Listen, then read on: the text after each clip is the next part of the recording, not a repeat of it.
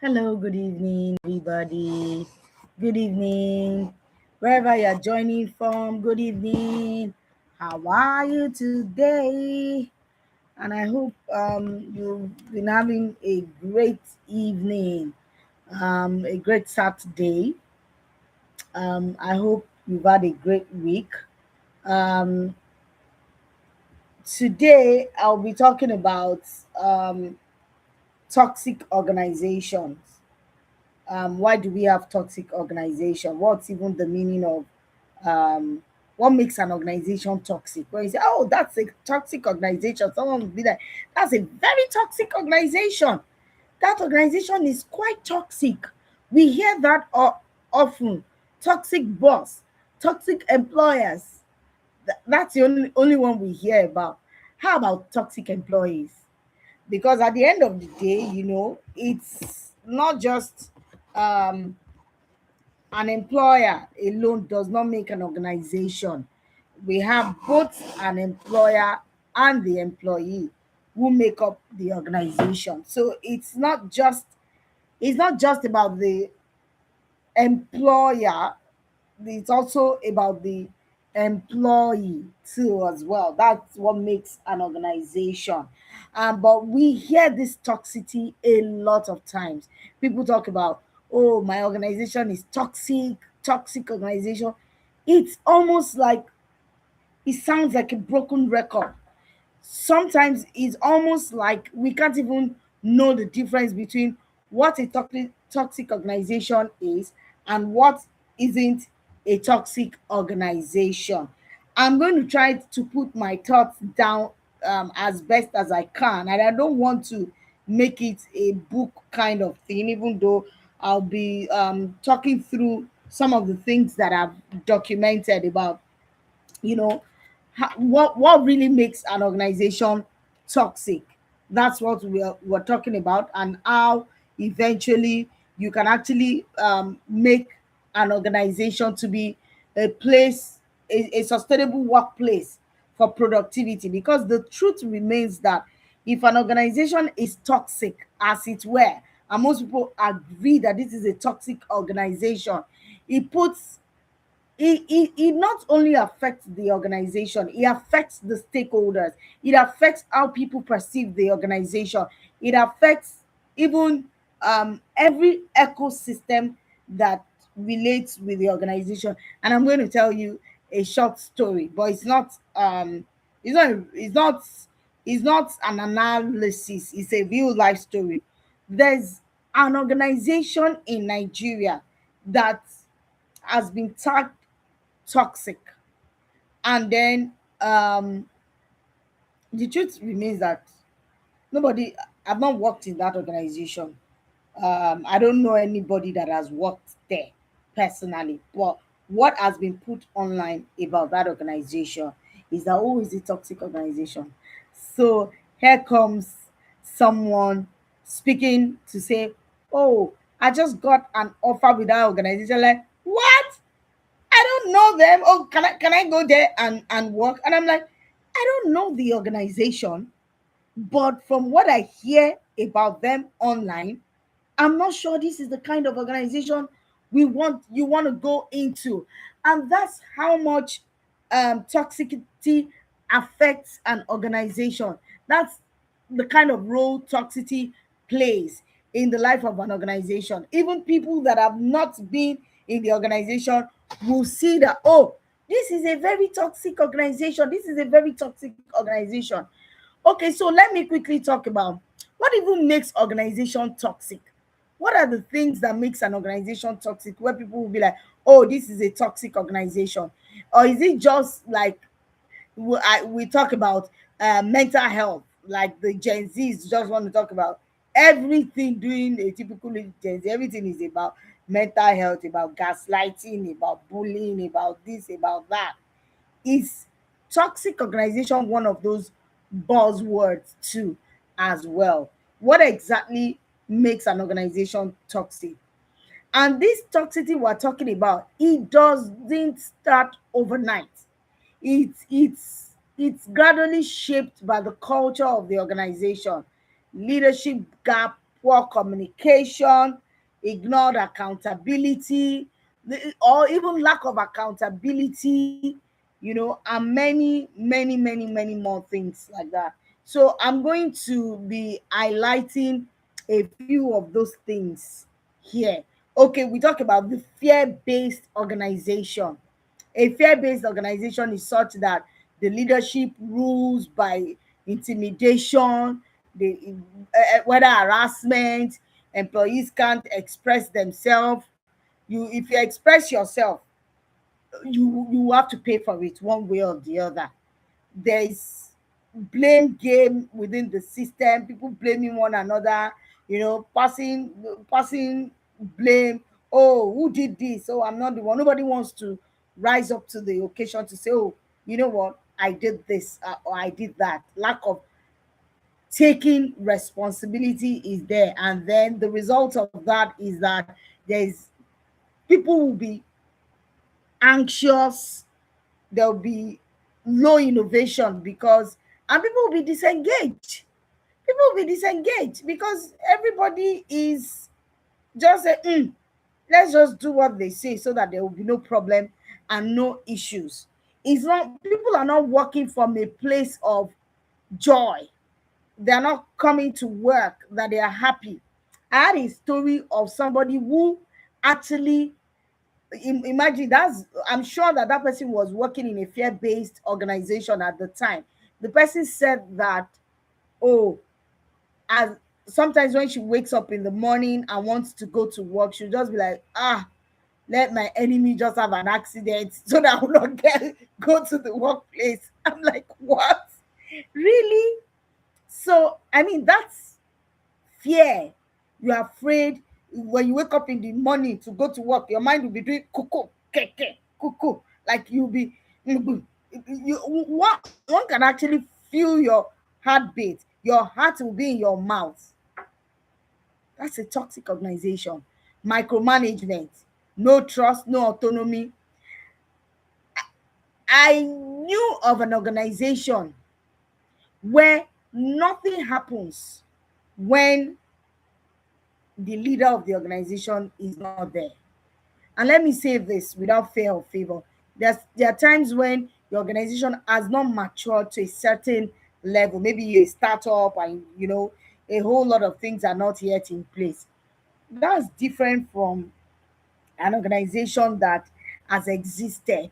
But for some reason, there is that control. Somebody wants to hold control.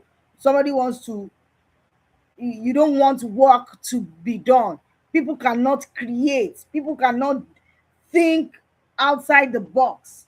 No, you are the one that is the alpha and omega. If you are in your workspace and you are the one that knows everything, then you are probably building a toxic organization. Only the leaders control details. Employees feel stifled, they feel suffocated, like, oh, I really can't breathe. Creativity dies. There's burnout, there's disengagement. People are just tired because they are micromanaging you. You can't create anything. They'll say, oh no, that's not how we do it this place. This is how we have been doing it. Just don't reinvent the wheel. Just continue that way. Nothing new is happening. That's a toxic organization.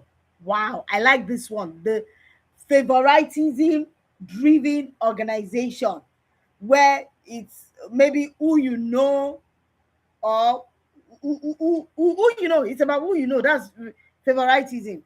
Nothing is merit driven. Recruitment and not done. Is okay. That person is my brother's child. Oh yeah, bring the person in. Let the person. Such organization become toxic because it's not merit driven. It's not an organization. Your work cannot make room for you. You can't say you're working hard and it's going to get you results, because guess what? Somebody is out there not doing anything, and that person is probably going to get promoted before you or be rewarded for doing nothing. I had a stint at some point. It was very glaring that well, I can't say it was across the organization, but there were people that were, you know getting away with a lot of things in the organization, which was not right. And there was a particular case where I called the case of a dead horse. In a normal workplace where things aren't working, like the person is not delivering on the job, no performance and all of that, then you can let the person go. They didn't want this person to go. In fact, they were rewarding the person. They were rewarding the person, and I call it the dead horse theory, just because of this favoritism. Oh, the person has been in the organization for so long, you know. Oh, we can't let the person go and things like that. Promotion is not transparent. Promotion is not about your work. It's about who you know. Then there are people they call inner caucus. There's even management inside management. When things are done, they call a meeting and all of that. So there will still be some inner people that will go and decide what has been done. Things are not merit driven in such circle, you know. And in that kind of place, the result is morale, low morale. If you are a great talent, you will not last in that kind of place because you are delivering results and you're not getting rewarded and things like that. You won't be able to survive. In fact, generally, great talents don't survive in toxic organization. They will not. It's either they change that organization or they will exit the organization. So, as an organization, sometimes when people are leaving your organization, you have a high labor turnover. You should check. You might be operating a toxic organization. You have the gossip and politics environment, grapevine. Before something happens, they'll say they said that, they said that, they said that, they said. There's always they say. And honestly, that's one of the things that I can't stand at all. It's about politics. Politics, dirty game. You want to know who are the power brokers. You go with them. Why? Do you know that some people build their life? Some people enjoy that toxic environment. I wrote an article a while ago, and in that article, I mentioned that if you're in a toxic organization and you don't leave, you are probably the reason, you are one of the people that is. Everybody is saying this workplace is toxic, but you are there. You are toxic as well. Yes, it's a hard truth because for some reason, if you're not a toxic person, you can't last in such an environment. You can't. Backstabbing, alliances, people form or cliques as it were, poor communication, reputation sabotage. There's distrust. People can't trust themselves. If when people are even working, collaboration will be missing in that kind of environment. Then the ones that the overwork and burnout organization where unrealistic targets. You know that an organization that you've never done 5 billion, you've never done 5 billion ever. You now want to give yourself a target of 200 billion. Are you a magician? Are you a magician? How are you going to do it? You know, no boundaries. You walk around the clock. People don't respect boundaries. I saw something on LinkedIn a few days ago.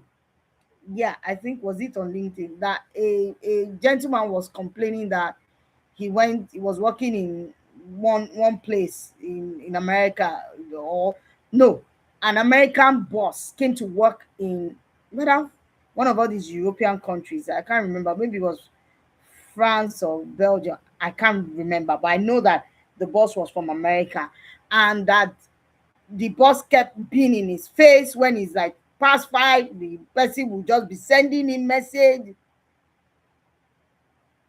and the guy had to push back to say, no, this is not how we do it. So the guy puts it out there that I pity people who work in corporate America, because if this is how this person, that there are no boundaries, let me just put it that way. No boundaries. Your boss will be calling you at any point in time you are sleeping, because they feel that they own you because you're working for them.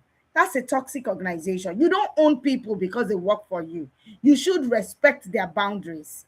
You should respect their boundary. I remember when I was working with in an organization, and I had this, we were colleagues, but this guy wants to work from Monday till Sunday. He has no single respect for people's time.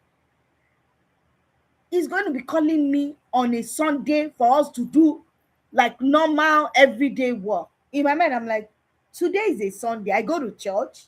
I want to have time for my family. I want to have a life outside of work. I don't have to, be in the office 247.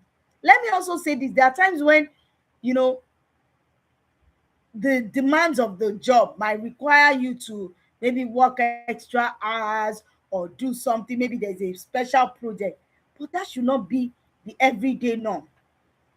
What does it lead to? Exhaustion. People are, when you're working around the clock, Saturday and Sunday, or whatever days the person is meant to take forward, there's that challenge and all that. Then you have the visionless organization, no clear direction, no vision. Not They are not forward thinking. They don't have a strategy. They don't have a goal. Excuse me. Or every day strategy is just shifting.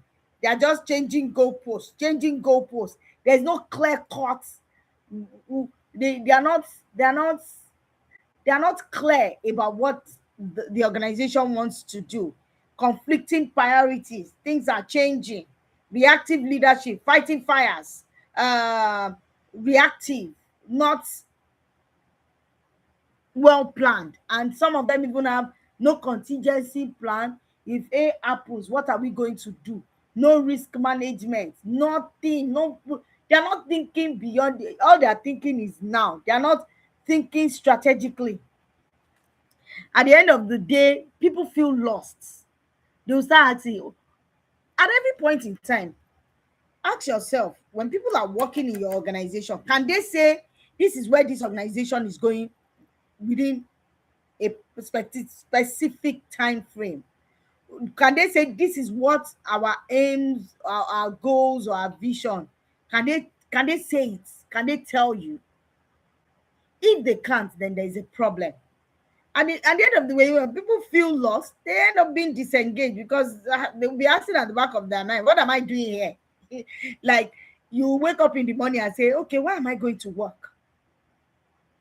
If you don't want your organization to be toxic, there has to be something that people are looking forward to. People must understand. I worked in an organization that in 5 years they knew where they were going to go to in 5 years. After that 5 years, and that vision was sold to everybody to be ABC, XYZ. Everybody knows what all knew at the time where the direction of the organization, and they were focused in achieving that.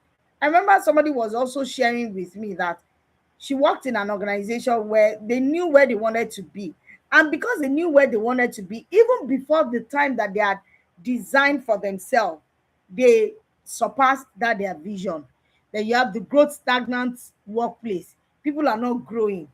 If I always say this, if people come into an organization and they are the same people that, so let me rephrase it. When people come into your organization and they can't see growth, and that growth can be in different area, growth in their career, growth in their finances, growth in any area. Oh, the salary, some people are working in organizations that is the salary they be earning before Buhari came on board. That's what they are still earning. Do you know the level of inflation since 2015, which is almost 11 years till now? You are earning the same thing. The people's lives are not impacted.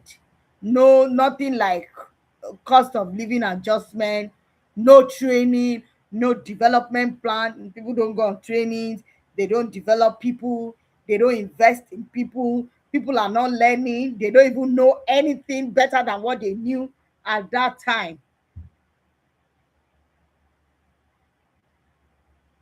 Result of that is there will be high turnover of top performers. People who are top performers will not be able to stay in that organization. The truth is that, how can you know that your organization is toxic? High turnover, where people are leaving in droves. a whole department, everybody. I was hearing one gist that is not gist, like it was already in the news that people were resigning from a whole team and leaving at the time. What is making them leave? So that everybody will resign. And see, toxic organization has nothing to do with the size.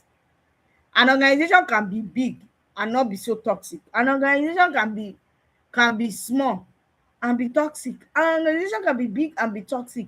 It could be a private organization, it could be a public organization. There are some public organizations that are more toxic than private organization. I remember somebody that was working in a sorry, I had to laugh. Was working in a public um organization and said sometimes I even feel that the stress that we face, you know how people think that in public institutions that most people don't face a lot of stress. The person said the stress I'm facing in this public institution is more than what people in private institution are facing. The only difference is that you get paid less. Low trust, frequent conflict, there's always one issue or the other, poor communication, employee silence. My mentor says employees complain. Employees complain with their legs when they are tired, meaning they will just keep quiet and walk away.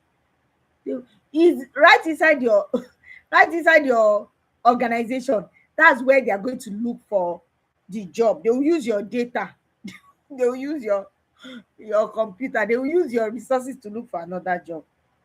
But if they are not all the things I've mentioned, if those things are in place, if all the things that I said, if those things, all the things that makes organization toxic, if they are absent in an organization, I don't think people would actually be exiting the organization. And then leadership defensiveness. The leaders are defensive.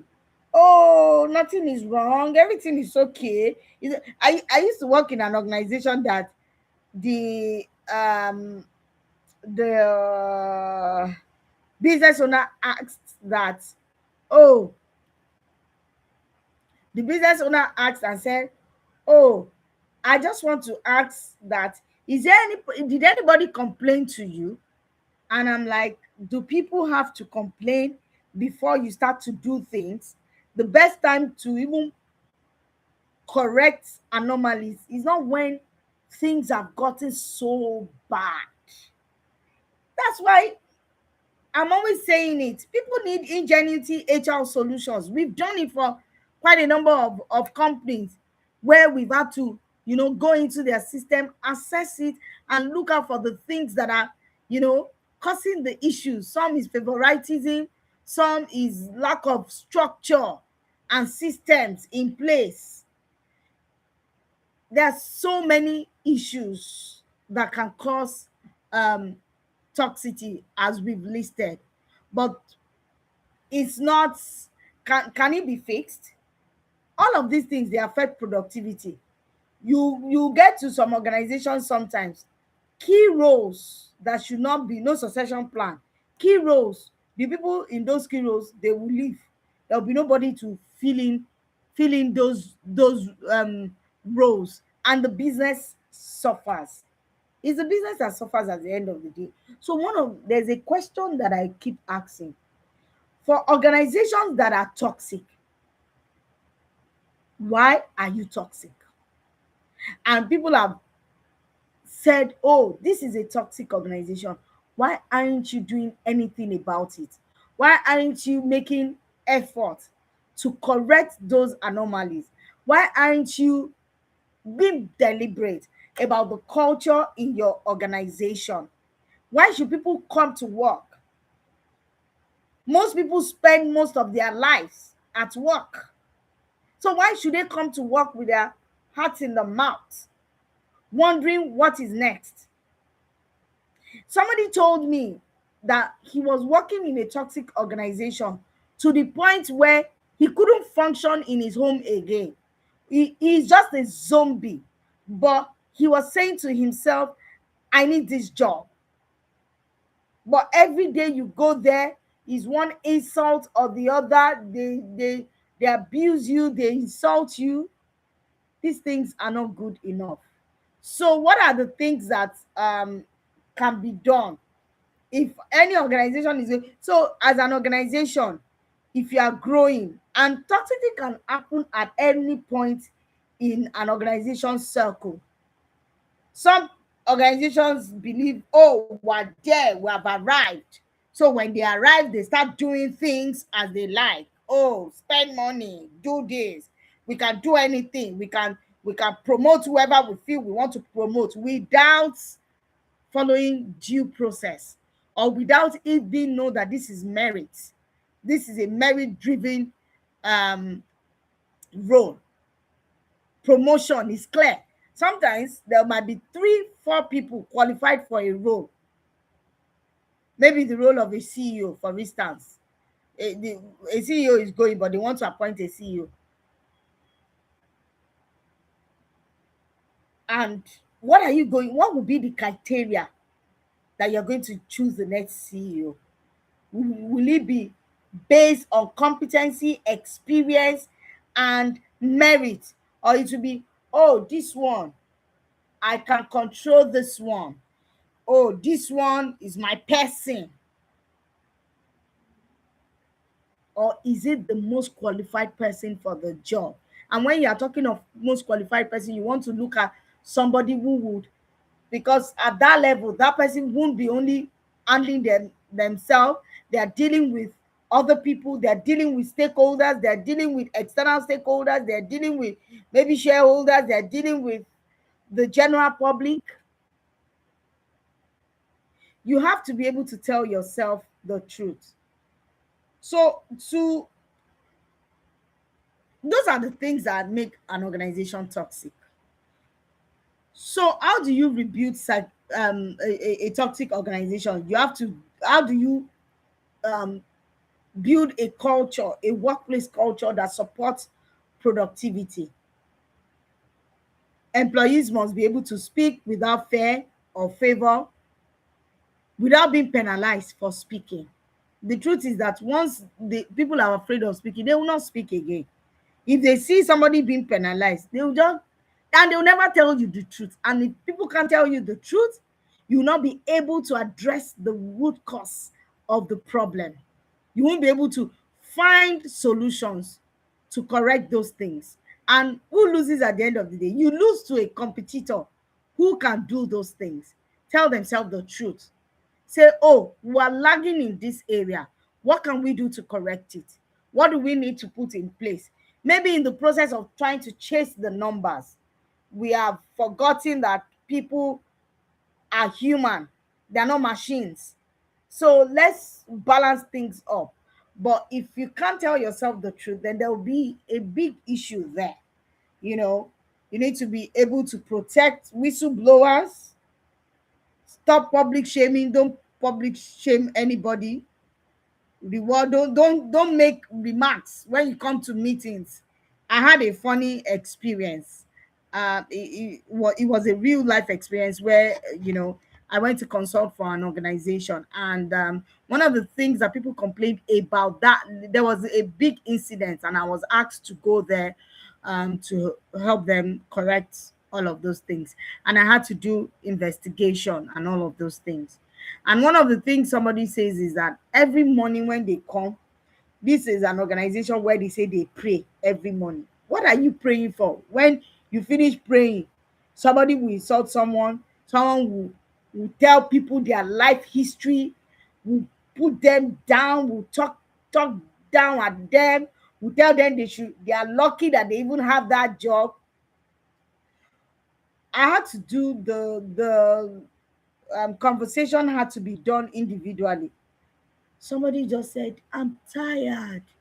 That sometimes the only reason why she's even coming to this work is that at the end of the month, she just still gets something. She doesn't just want to. That, in fact, if she sees somebody to just tell her that, even if it's 1 month salary, I will give you, that she will use that 1 month to be sleeping, and get herself together and go and look for another job. And in that kind of organization, there can't be innovation, there can't be growth. So I'm looking at the organization, and truly at that point in time, they weren't really doing well. If they told themselves the truth, they were not doing well. Establish clear accountability. People must be accountable. Define acceptable behaviors. What are the acceptable behaviors? Enforce policies consistently. Address misconduct immediately. Whenever there is a misconduct, do not, no matter who has committed that offense, whatever you have in your policy as an organization, let it be used in addressing it. Toxic culture survive when bad behavior goes unchecked. When somebody does something and I get away with it, if the person can get away with it, another person will do it, and that leads to the toxicity. Address the misconduct and apply consequence equally. No sacred cows. Don't say, oh, this person, the person is a friend to the boss's friends, or the chairman's. No. There was an incident that was discussed in a fora, and it was said that this young man promised a young woman that they were having a relationship and all of those kind of things. And at the end of the day, the young man, okay, so the person that was narrating the story said that that young man was able to get a lot of favors in the organization, and his career moved faster because he was dating the boss's, maybe the owner of the business, the friend's daughter, who was also working in the same organization. The guy was a neutral guy, but because of that whole arrangement, they were favoring the guy. And then suddenly, the guy breaks the lady's hearts. Breaks the lady's heart, shocked her, went to marry somebody, and that the lady fell ill, that the lady did all of those kind of stuff. She was not okay, she was sick, she had to go on vacation. And the business owner typically wants the person to be sent out of the organization. And I said to them, I said, let's ask ourselves a question. First of all, there is something fundamentally, this is a toxic organization already. Like, seriously, because the guy is having a relationship with someone, that should that be the reason why his career should go faster, or should there be a, a template for the person's career? On the flip side, the guy too was saying, oh, and he doesn't want to lose his job because the new wife he just married does not have a job. I'm like, what kind of situation is this? It doesn't make any sense at all. It just shows that no matter how they want to paint it, that story is a toxic organization. Forget what has happened. Okay, so the guy should be punished. Oh, the lady can sue the guy. And I asked one question. Nobody could respond. What if it was the lady that left the man? Will they say the same thing? Why are you joining personal and official issues together? And that's why organizations would define such relationship, that I'll be talking about in another session. I'm probably even going to bring maybe a lawyer, somebody with a legal background, to come and talk about it, about harassment and all of those kind of things. But what I was typically trying to drive out there is that something is wrong somewhere. Because if it's because of the relationship that all of this is happening, then there's a problem. That means that what happens to people who do not have a relationship with somebody that knows the owner of the business? I, in the past, told one of my former bosses that, see, no matter how difficult it is, people should, how you know an organization is not toxic is the fact that I can be anything I want to be is not by I know somebody. I don't need to know anybody. Your people's work should be able to speak for them. People should be able to be promoted based on the work that they know. If once it has to be that, oh, they know somebody or somebody know, then there's a problem.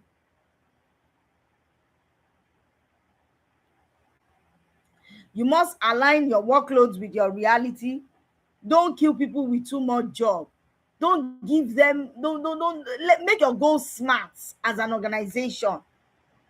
Clarify expectation. Let there be KPIs that people are working with, and set realistic KPIs. Don't put yourself sustainable performance.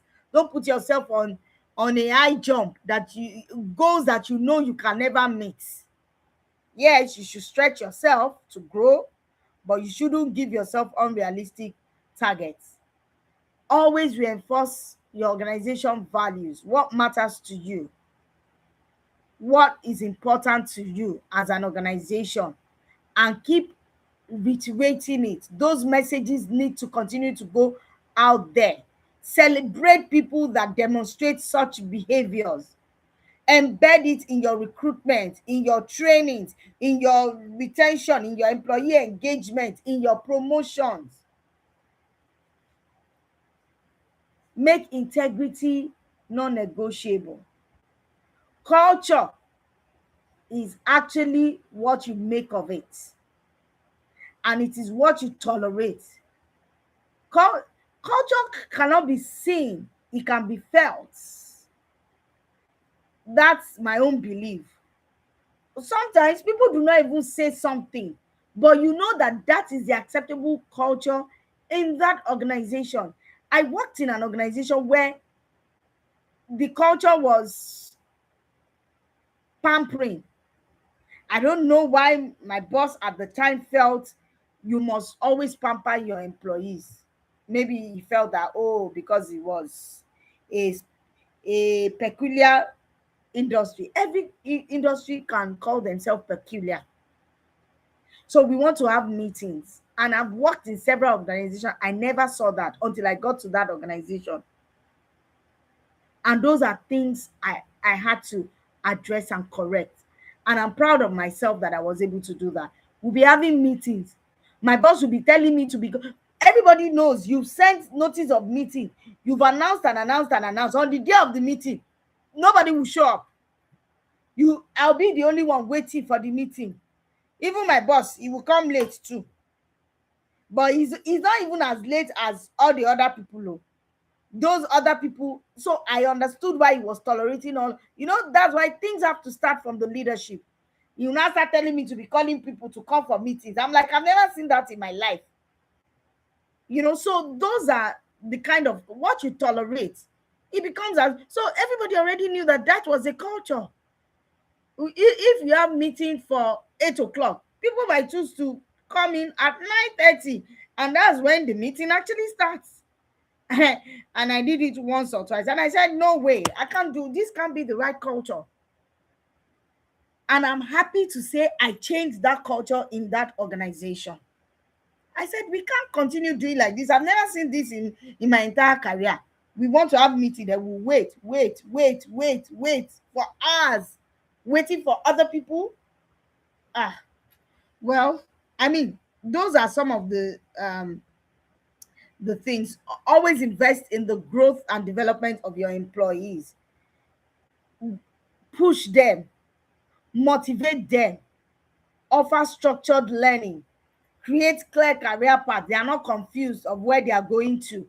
There also sometimes some people in some organizations, they are not so big that people can be promoted, like they can be promoted but not into any role beyond, because it's a small organization. You must still give them something to look forward to at every point in time. Role change, let them do something different. I had a friend who is working in an organization and started as HR. She's now COO, yeah, COO. you know Sometimes,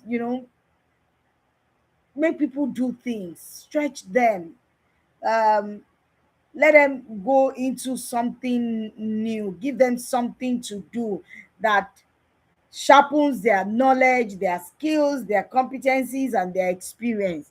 Provide coaching and mentoring. Promote based on competence, not on sentiment.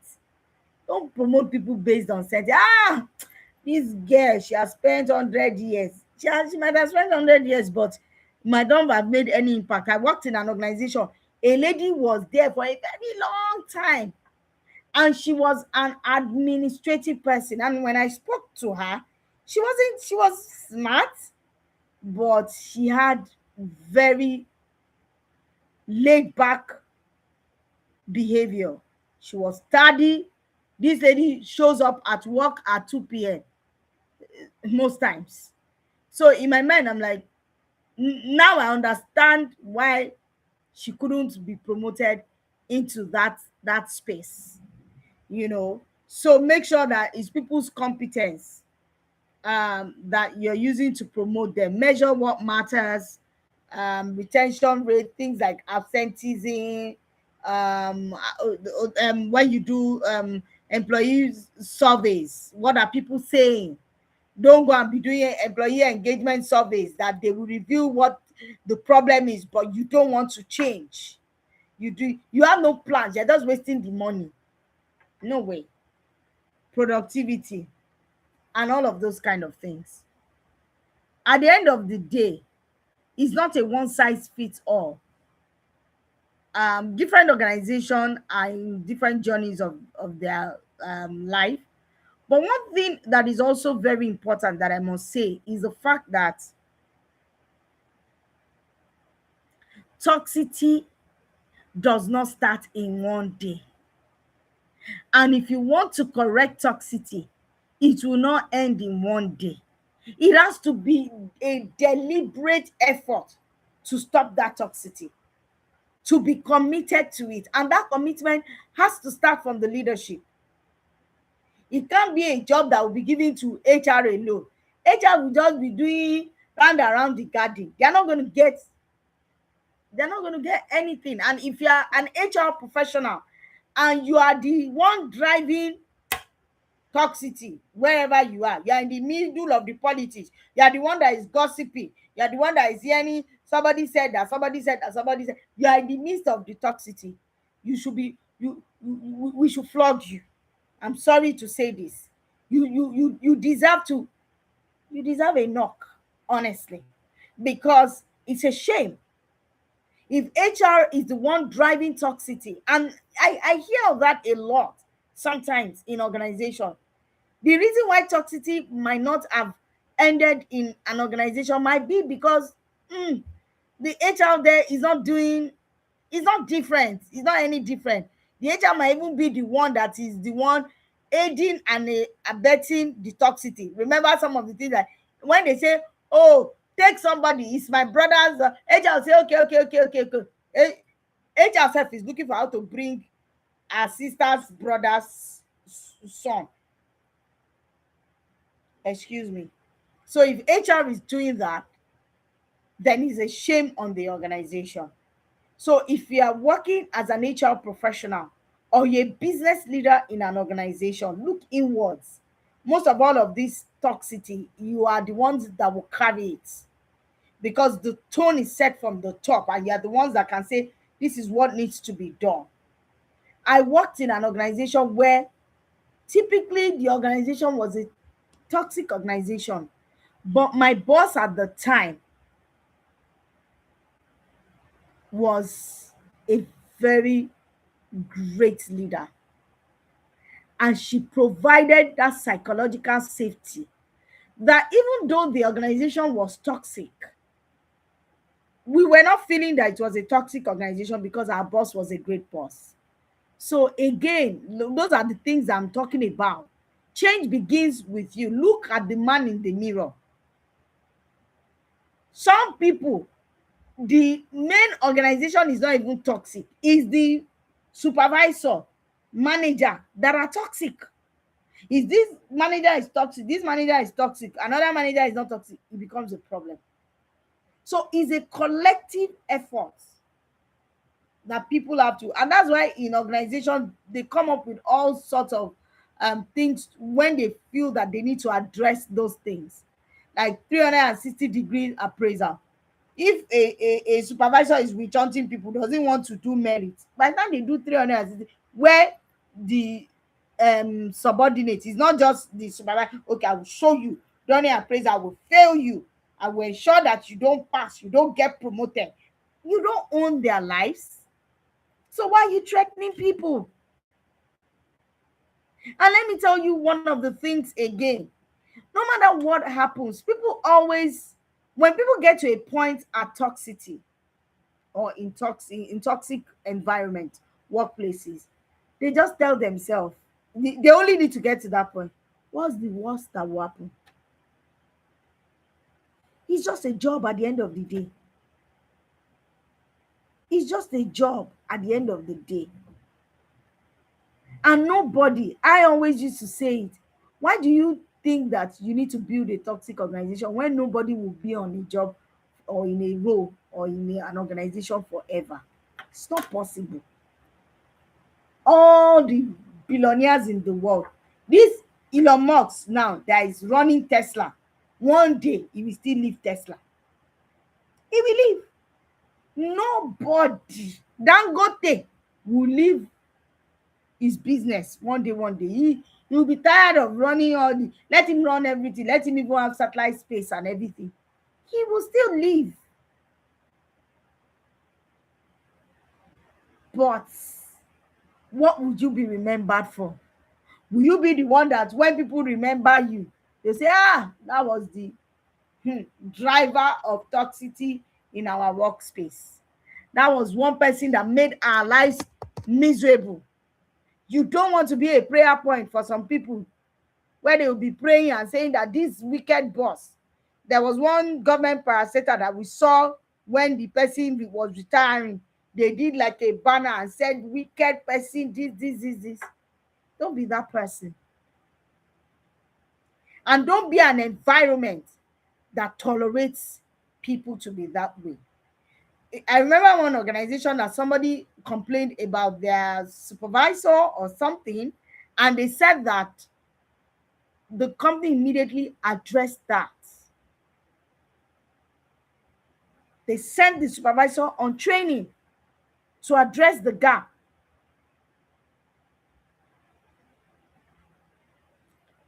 In conclusion, a healthy workplace is not rocket science. It's not rocket science. It's something that has to be deliberate. People have to be intentional about it. It is strategic positioning if you want to be productive and if you want to have competitive advantage.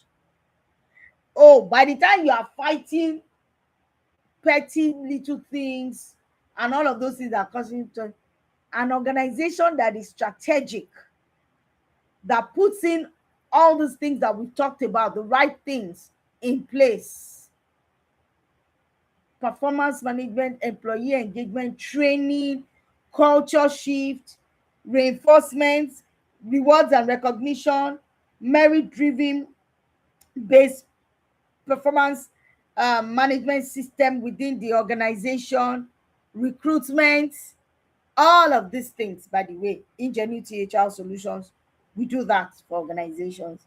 You know, all of those things are in place. People will come to an organization where they feel a sense of belonging, where an organization where there is equity, there is inclusion, there is diversity. People don't feel that because I'm not of this tribe, because I'm not of this gender, they are favoring one gender above the other. They favor an age category. It shouldn't be that way. People should come to the workplace, be happy to do their job, be happy to collaborate with their colleagues, be happy to put in their best, be happy to be their best on the job. When they are like that, they will be productive. do it. Let's go to work. Let's face these challenges. And when that is done, the benefit is for the organization. There's productivity. And when people are productive, people can think, people can be creative, people can be innovative. You can have increase in performance. There's innovation. People will want to innovate, people will want to create, people will want to go the extra mile. Sometimes, because an organization is toxic, something that people should ordinarily pay attention to, they will not. They will just do like, it's not my business. Let them sort it out themselves. But if the organization is such that, is a healthy workplace, is a workplace where, they have good workplace culture and all of those things, people will be able to put in their best. They'll be able to go the extra mile for the organization. They will be energized to work. They will come to the workplace, be happy. At the end of the day, that impacts everything. There will be high retention, there will be low turnover. When your turnover attrition rate is a lot as an organization, check. It's not everyone that is the jackpot. Some people jackpot not because they jackpot out of Nigeria, they jackpot for their life before toxicity kills them. They will say, let me sit down in my house. Let me sit down in my house.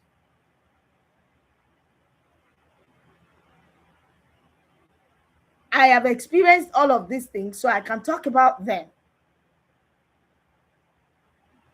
Where you go to a workplace, and the truth is that when I go there, I try to see what can be changed. I'm always a change agent. And I look back, even for some of the toxic workplaces that I've worked in, the impact I've made will always be there. I will never join them. I'll never join.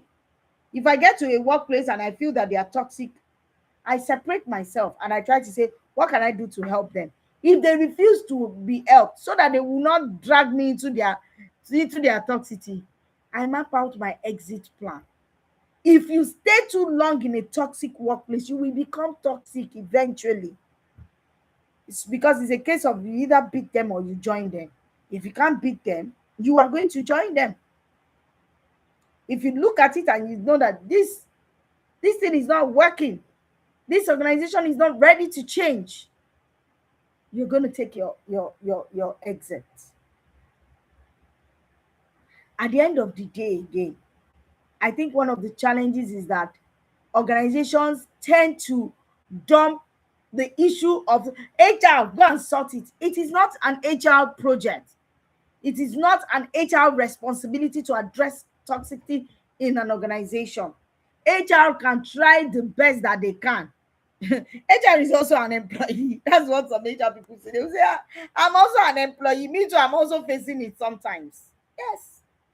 I've seen HR that had to leave when the toxicity was not getting better, and her reputation as HR was threatened. she had to take a walk, because there's no how as HR that employees want to believe that you are not in support of the toxicity. And some HR people will say, I'm afraid. Afraid of what? What are you afraid of? Once you put it at the back of your mind that is either what's the worst that will happen, they will not kill you. If they tell you they sack you on the job, they terminate you, you will get another job. If you are good at what you're doing, you will get another job, and you will get a better job than those people. So why are you forcing yourself to stay inside a toxic environment that affects your mind, that affects your body, that affects your spirit, you can't be productive, and you also build a bad reputation, because there's no how people are going to believe that it is not, HR is not part of the whole thing. No, there's no way. They will not believe, because you are the one that will execute some of those toxic things. They say, okay, oh, HR, go and do it. They always use HR for that story I was saying in the beginning about a lady, and it was an HR person. They said, I don't want to see the guy again because the person broke up with the friend of the owner, the daughter of the friends of the owner's business. So they are not telling HR to go and sort out the issue. If I'm that HR, I'm not going to. I'll say there's no issue to sort out. There's no issue to sort out. And I will speak to the business owner that we have a problem here. Immediately the story was narrated to me. I saw all the issues wrong. The guy is getting favors because he's dating. So, what's that? These are the issues, like they say. These are the issues. It is, and this issue of toxicity is a leadership responsibility, because the leaders set the tone from the top. The leaders can change the trajectory of an organization. And in the words of my mentor, you are not a leader until you've built other leaders. So if you are the leader of the organization, you are not toxic, and people under you are toxic, then you still have a problem. That means you are not mentoring them, you're not coaching them, you're not doing the things, you're not enabling them. You are probably micromanaging those leaders that they can't, think outside of the box. Some people, they thrive only on psychophancy. The only thing they want to hear is what they want to hear, and people will be telling them what they want to hear. So they will feel that they are the best thing after sliced bread. No, you are not. No, you are not. You are not. Do better. Be a better leader. At the end of the day, you are the one that is losing. You just don't know. And let me now give you a trick. And this is what I'll be closing. This is the last part I'm going to talk about before I round off. Organizations are the ones who lose at the end of the day. That's what they don't know. And maybe because business leaders, CEOs, people at the helms of affairs in the organization, they are blinded by all of this psychophancy and all of those things. The politicking, all of those things. Some of them are using divide and rule. They are thriving on that. They think, oh, it's getting them along. They don't know that they are actually losing. Whatever they are doing at that moment, if the toxicity is not there, they will be doing a lot than that. And that's the word I should. At the end of the day, the organization is the one that either gains or loses from the toxicity. It's the organization. And we must all put hands together to make a better workplace. Whether you're an employee, if you come into the organization, you are looking at the system. Like one young lady who looked at the system and felt that, oh, you know what, I can always take advantage on the system. Until she did one that they took her out of the organization. She you know what they call management picking. She thought she was management. Is that same management that kicked her out? Until people begin to take responsibility. It's a collective effort. But the major major work of turning and steering the ship of an organization from toxicity to a great workplace with a great culture will start the tone from the top. If they say people should not come late, and it's the people at the top, the leaders, they are the ones that are coming late, who will believe them? They say all of us should dress a certain way, and the people who own the business think they can dress anyhow that they like. Come on. It's a case of do as I say, don't do as I do. This is where I drop the curtain this evening to at Ask Bolaji Anything HR and Recruitment. It's been a great honor to be here this evening. I'm so glad that, in spite of all the challenges that happened, this session took place. And I'm sure that wherever you're watching this from or you get to see this, it should spur you to great work. It should spur you to doing great things in your organization. This session is an initiative of Ingenuity HR Solutions. We're an HR consultancy firm. I call us a buffet HR consultancy firm. We're committed to making individuals and organizations productive and better. Till I see you some other time, do have a great day, a great evening, and good night, and God bless.